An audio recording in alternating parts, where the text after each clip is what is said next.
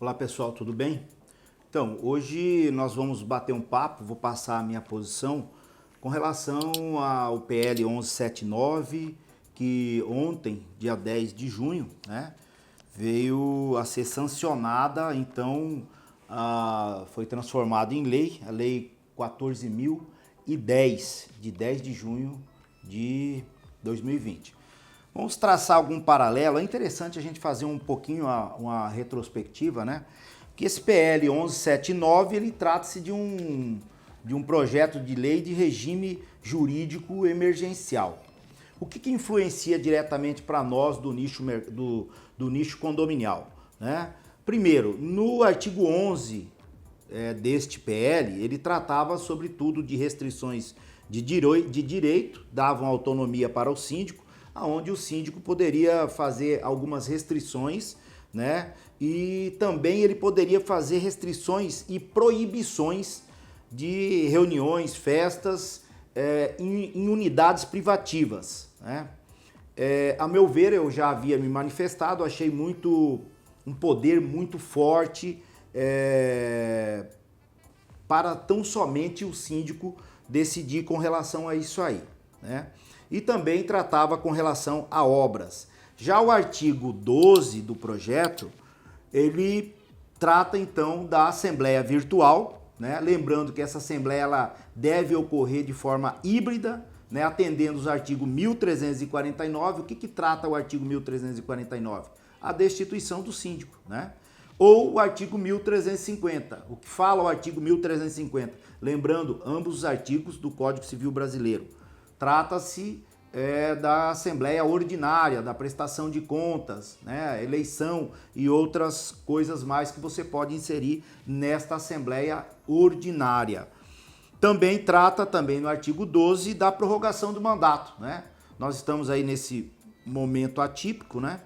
E muitos mandatos terão que ser prorrogados, então a lei está facultando isso aí. Já o artigo 3º fala novamente da prestação de contas. Bom, tudo isso foi transformado agora em lei, que agora trata-se da Lei 14.010, de 10 de junho de 2020. O presidente da República fez alguns vetos, né? Ele fez alguns vetos onde ele vetou o artigo 11 por completo, onde trata-se daquelas restrições de direito e proibições que dava aquele poder absoluto para o síndico. Vetado, não está mais. Então, a lei passa a ter, então, a vigência com relação ao artigo 12 da Assembleia Virtual e o artigo 13, tão somente, tá? É importante a gente falar e lembrar que essa questão do veto é uma autonomia que o presidente tem constitucional, está no artigo 66 da Constituição Federal, da Constituição Federal. Ele pode até vetar. Quais as razões que ele pode colocar no veto? Ele pode falar que a matéria ali tratada é inconstitucional ou pode falar que vai contra os interesses públicos, né?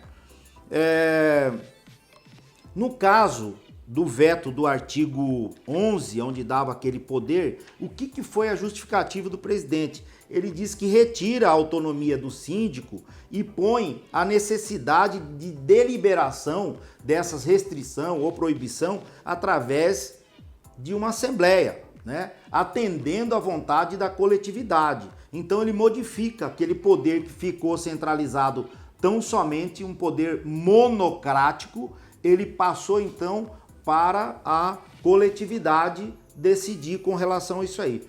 Penso eu que nessa parte ele andou bem, até porque a própria lei agora já autoriza a Assembleia Virtual. É só fazer uma Assembleia Virtual, colocar em pauta e decidir isso aí.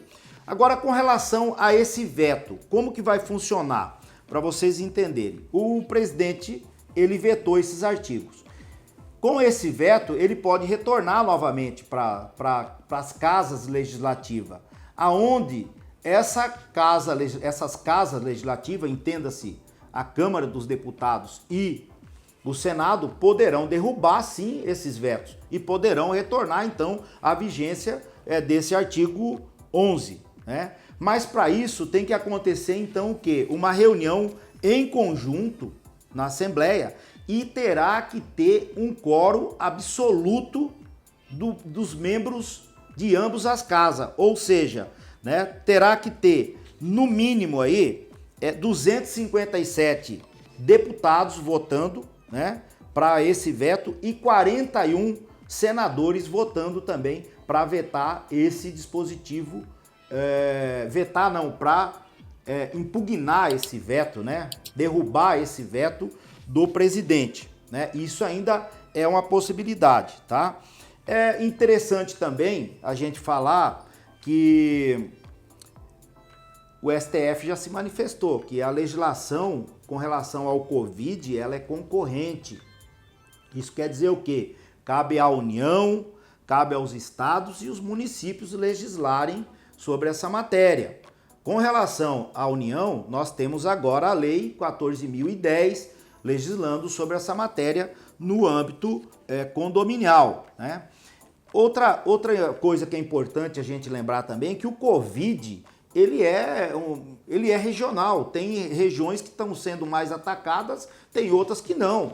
Então precisa ser levado muito em conta também essa questão desses decretos estaduais e municipais. Eu já vi alguns síndicos, alguns colegas advogados questionando. Agora, como que fica? Obviamente, dentro do princípio da hierarquia das normas, os síndicos, as administradoras, eles vão ter que seguir essa legislação estadual e municipal. Obviamente, toda essa legislação que está recomendando o uso de máscara deverá ser obedecido também, né? Continua a mesma orientação. Com relação à não aglomeração, a manter o distanciamento, tudo isso deverá ser seguido tanto pelas administradoras, a administração condominial, como pelos síndicos, né?